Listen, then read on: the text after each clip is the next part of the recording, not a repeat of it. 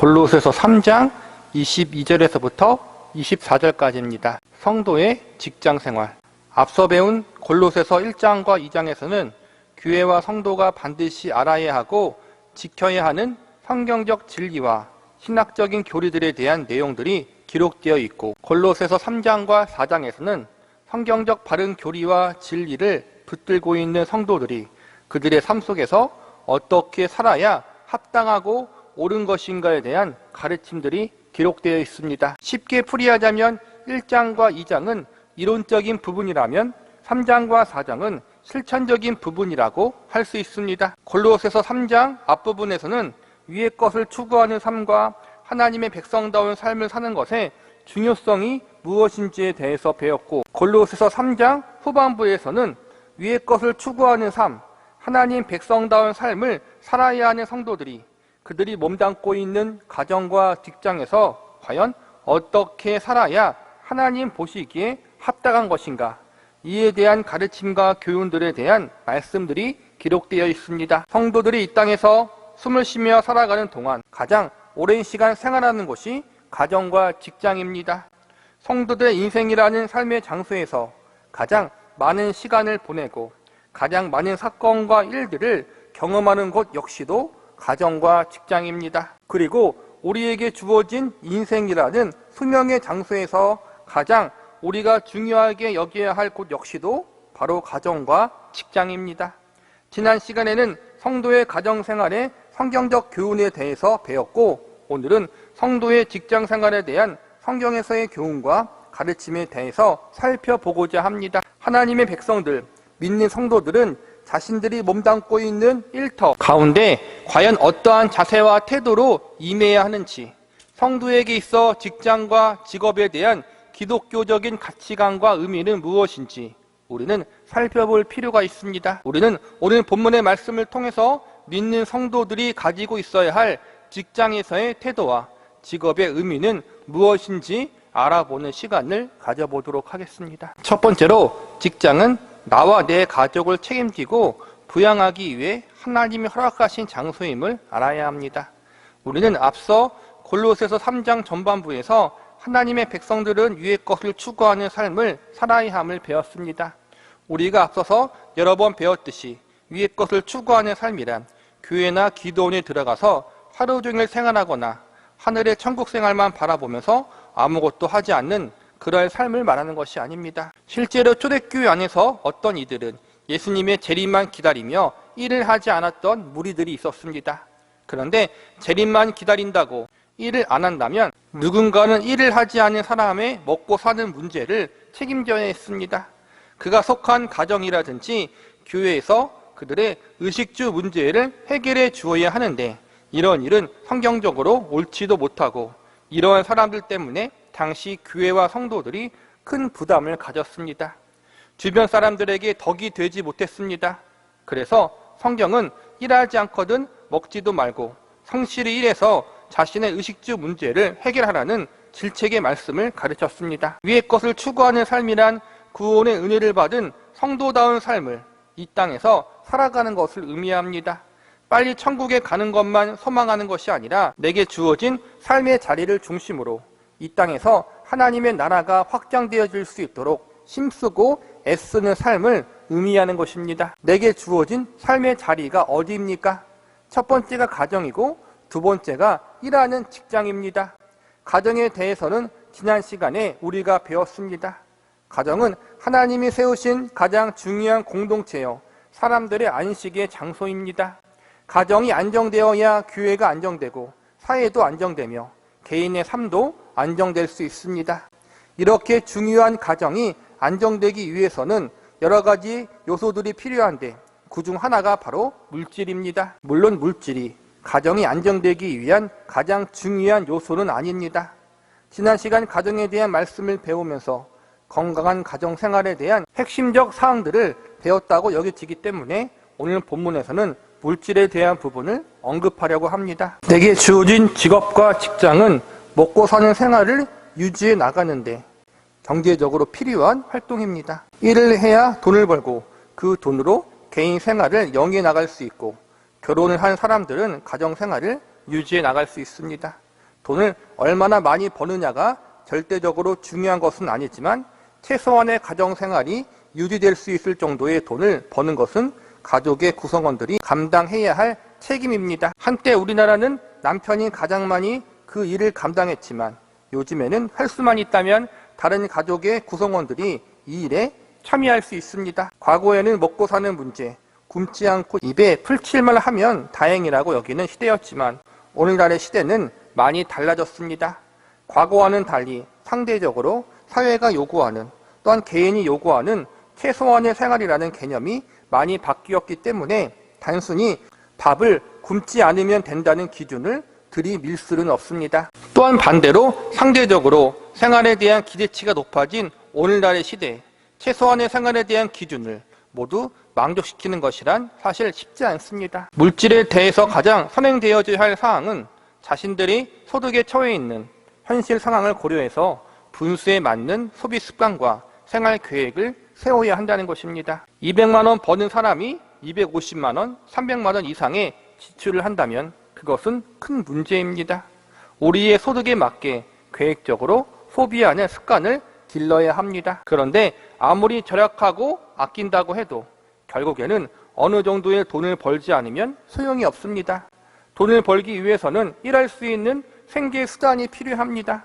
개인적인 사업을 할 수도 있고 회사의 직원으로 취업할 수도 있습니다. 죄 짓는 일이 아니라면 신앙생활에 방해가 되지 않는다면 어떤 종류의 직업을 가져도 크게 상관은 없습니다. 제일 좋은 것은 내가 좋아하는 일을 직업으로 삼는 것입니다. 그런데 내가 좋아하는 일로 돈을 벌 수가 없다면, 그래서 최소한의 생활을 영위할 수 없다면, 가정생활을 책임질 수 없다면 좋아하는 일은 취미로 하고 최소한의 생활을 위한 돈을 벌 수 있는 직업을 택하는 것이 옳습니다. 그 다음은 내가 잘하는 일을 택하는 것도 좋은 것입니다. 그런데 이 경우에도 내가 잘하는 일이 최소한의 생계를 유지하는 데 힘이 든다면 아쉽지만 그 일은 뒤로 하고 내가 꾸준히 일함으로 생계를 책임질 수 있는 다른 직업을 찾는 것이 지혜로운 일이라고 생각됩니다. 물론 가정 여건과 환경이 충분하다면, 물질의 문제에 얽매이지 않은 조건들이 갖추어져 있다면 내가 좋아하는 일, 내가 잘하는 일을 하는 것은 문제가 없다고 생각됩니다. 그러나 또 한편으로는 내가 좋아하지 않고 내가 잘하지 않는 일임에도 불구하고 오랜 시간 하다 보면 그 일이 좋아지고 그 일의 전문가가 되는 경우도 많이 있습니다. 과거 우리의 선배 세대들을 보면 그런 분들이 많이 있습니다. 대부분 먹고 살기 위해서 직업을 택합니다. 과거 그 시대에는 다양한 직업도 없었고 선택의 폭도 적었습니다. 내게 주어진 지역과 환경과 여건에 따라 어쩔 수 없이 택한 직업들이 대부분이었습니다. 비록 힘이 들지만 한평생 그 일을 하다 보니까 그 일에 대한 전문성도 생기고 그 일의 자부심과 애정이 생기는 일도 많았습니다. 그러니 지금 당장 내가 좋아하는 일, 내가 잘하는 일이 나의 직업이 되어야 한다는 생각, 반드시 그 일을 해야만 한다는 생각은 조금 미루고 양보해도 될 것 같습니다.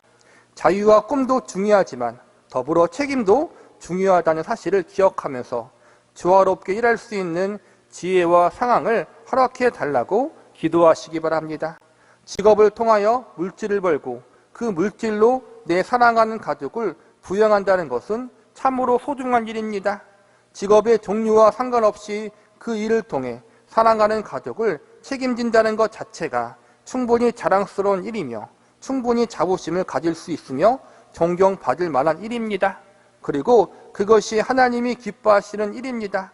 밖에서 일하는 것만이 직업은 아닙니다. 가정일을 하는 전업주부도 학교에서 공부하는 학생도 각자의 상황에 맞게 직업을 가지고 있는 것입니다. 어떤 종류, 어떠한 자리의 직업을 가지든 그곳에서 하나님 앞에 그리고 사랑하는 가족들 앞에 부끄럽지 않은 생활을 할 수 있는 저와 여러분이 되시기를 바랍니다. 두 번째, 직장은 나를 통해 하나님의 영광과 예수 그리스도의 향기를 드러내도록 허락하신 장소임을 알아야 합니다. 우리의 직업과 직장은 우리의 사랑하는 가정을 부양하고 책임지게 하는 소중한 장소입니다. 그리고 한 발 더 나가 우리가 일하는 그 직업과 직장을 통해 하나님의 살아계심과 예수님의 구주되심이 증거되어지고 전달되어질 수 있는 소중한 통로가 될 수 있습니다. 성도들이 일을 하다 보면 자연스럽게 주변 사람들이 저 사람 교회에 다닌다는 사실을 알게 됩니다. 우리가 성도요 그리스도인이라는 사실을 내 직장 동료들이, 내 주변의 거래처 사람들이 알고 있다면 그때부터 우리의 말과 행동은 우리만의 것이 아닙니다. 나의 의지와 상관없이 우리가 말하고 행동하는 것 하나하나가 교회를 대표하고 기독교를 대표하는 위치에 서게 됩니다. 물론 우리가 믿지 않는 사람들 모두를 만족시킬 수는 없습니다. 모든 직장의 동료와 거래처 사람들의 비위를 맞출 수도 없는 일입니다. 그러나 최소한 저 사람은 그리스도인이기 때문에 성실하다는 말, 정직하고 깨끗하다는 인정을 들을 수 있는 사람들이 되기를 소망하고 노력해야 합니다. 본문 22절을 보시기 바랍니다. 종들아 모든 일에 육신의 상전들에게 순종하되 사람을 기쁘게 하는 자와 같이 눈가림만 하지 말고 오직 주를 두려워하여 성실한 마음으로 하라. 여기서 보면 육신의 상전에게 순종하되 형식적으로가 아니라 성실한 마음으로 하라고 가르치고 있습니다. 상전에 순종하라는 것은 무조건적인 순종을 이야기하는 것이 아니라 직무상에 있어서 마땅히 해야 할 일에 대해서 성실하게 순종하라는 것입니다. 뺀질뺀질 머리 굴리면서 일하지 말라는 것입니다. 또한 우리 직장에서의 상급자와 선배들에 대한 애우를 잘하라는 것입니다. 상전에게 잘해야 하는 이유는 다른 것이 아니라 바로 우리가 믿는 성도이기 때문입니다. 그리고 그것이 하나님이 세우신 질서에 부합하고 그것이 덕이 되는 모습이기 때문입니다. 한 발 더 나아가 상급자와 선배들 뿐만 아니라 우리는 우리들의 하급자나 후배자들에게도 인격적으로 대해야 하고 그들을 함부로 대해서는 안 됩니다. 우리 믿는 자의 말과 행동에 따라 내 주변 사람들에게 기독교에 대한 선한 영향력을 끼칠 수도 있고 반대로 악한 영향력을 끼칠 수도 있다는 사실을 우리는 알아야 합니다. 그리고 그것이 훗날 다른 이들이 복음을 받아들이는데 큰 장애물이 될 수도 있고 반대로 좋은 촉매자가 될 수도 있습니다. 저와 여러분이 속해 있는 직장과 사업장 가운데 나를 통해서 다른 이들에게 하나님에 대한 거룩하고 선한 영향력이 전달되어 질 수도 있고 반대로 악하고 나쁜 영향력이 전달되어 질 수도 있다는 사실을 우리는 명심해야 합니다. 그러므로 우리의 직장과 직업은 단순히 돈을 벌기 위한 장소가 아니라 하나님의 영광을 드러내고 예수 그리스도의 복음이 증거될 수 있는 귀중한 장소라는 사실을 반드시 명심해야 합니다. 세 번째로 직장은 하나님의 뜻을 이루는 장소라는 사실을 알아야 합니다. 사람이 직업과 직장을 가짐을 통해 얻게 되는 유익한 결과들은 참으로 많습니다. 우선 내 개인의 생활과 가정 생활을 책임지고 부양할 수 있습니다. 또한 한 사회의 구성원으로서 내가 속해 있는 사회에 기여하는 측면도 가지고 있습니다. 내가 직업을 가짐으로 발생하는 여러 생산 활동이 많은 이들에게 유익이 될 수도 있고 내가 낸 세금으로 말미암아 나라가 원만하게 운영되어질 수도 있습니다.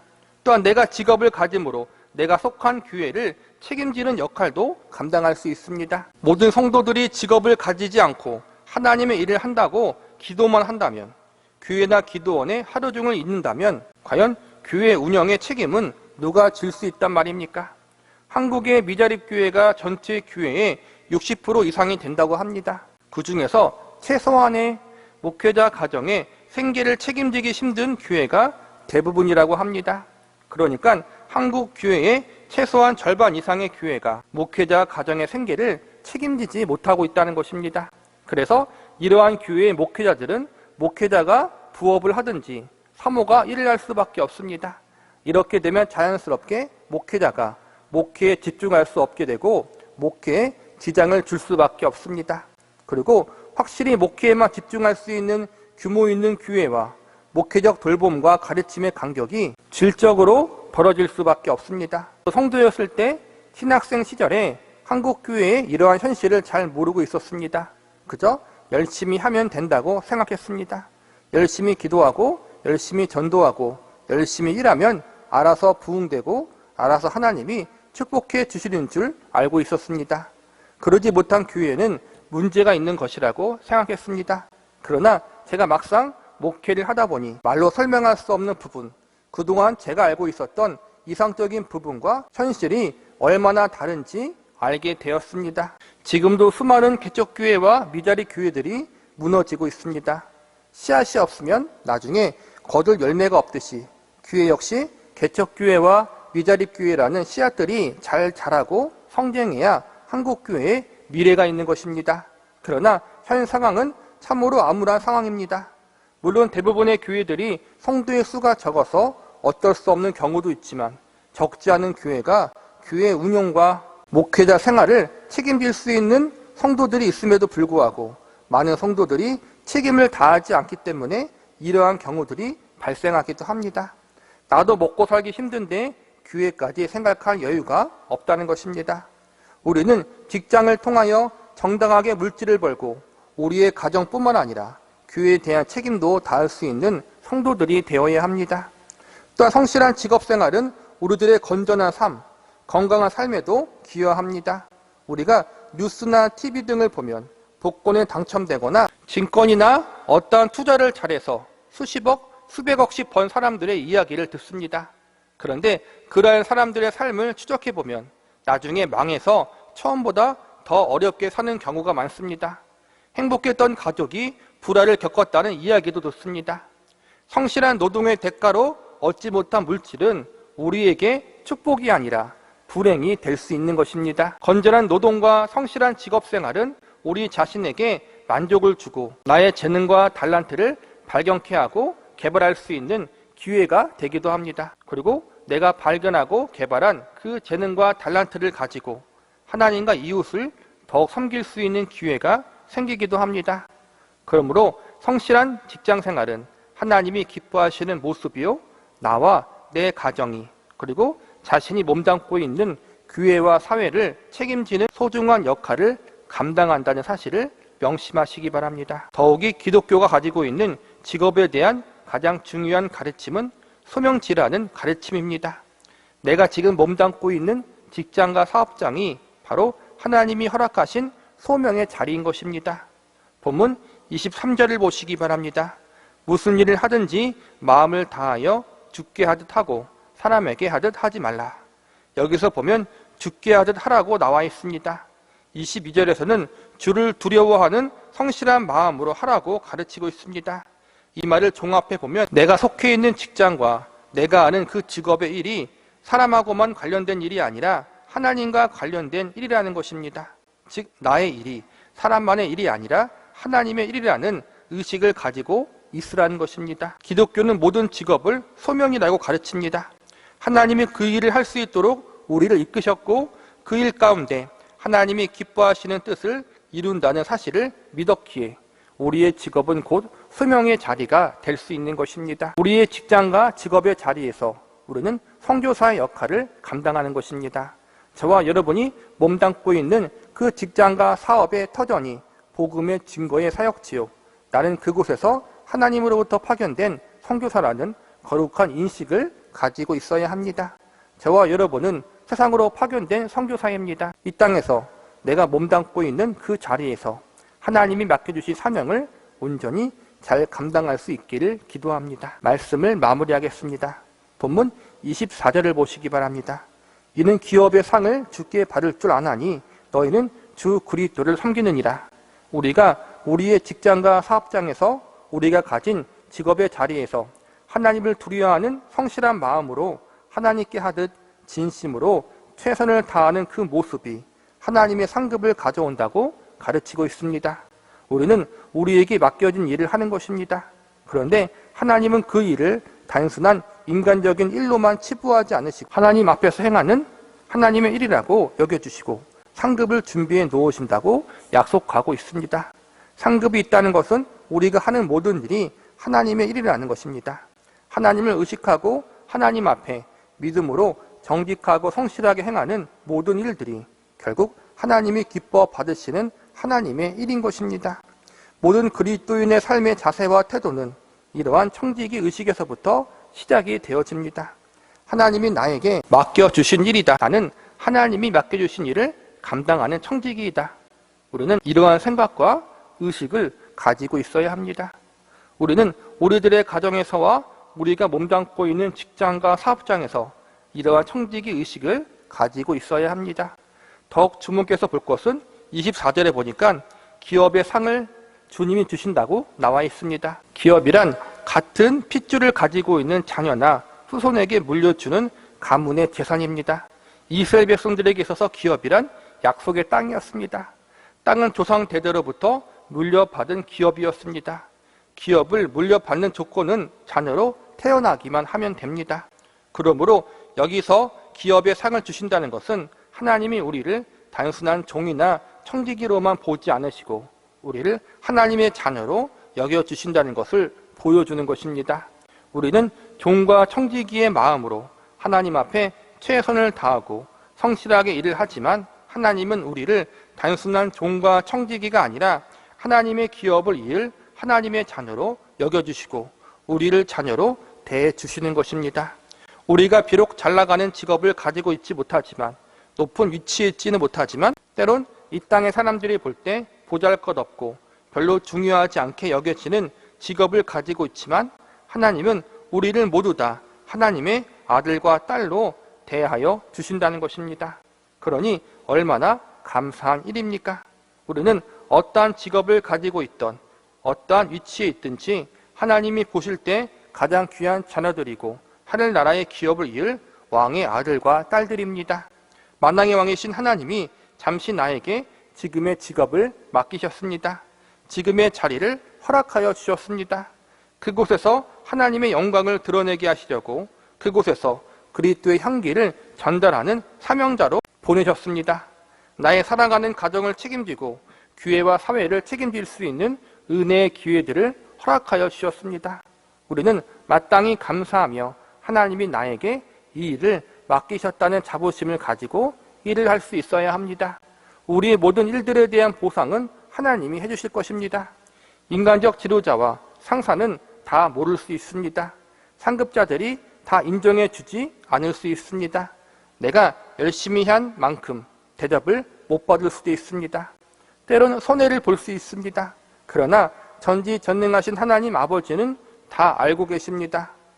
우리의 최선과 성실함, 우리의 성실함과 노력을 다 보고 계시고 알고 계십니다. 그리고 하나님의 때에 모두 보상해 주실 것입니다.